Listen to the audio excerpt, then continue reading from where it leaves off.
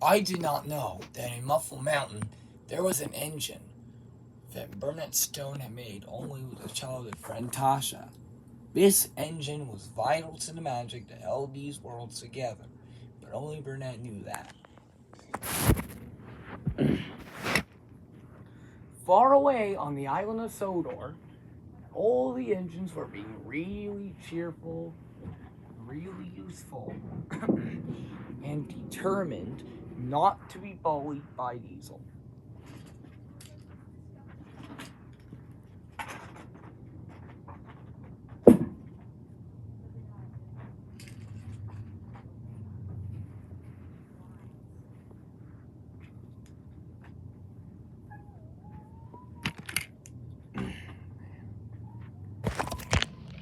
Only James, who now felt really useful too, was complaining.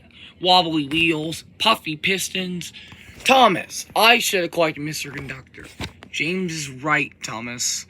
Collecting Mr. Conductor is a very important job. Important is big. James is a big engine and I'm red. And you, Thomas, are very small. And I'm a big engine who does everything. Bossy sprockets! All that steam has gone in your funnel.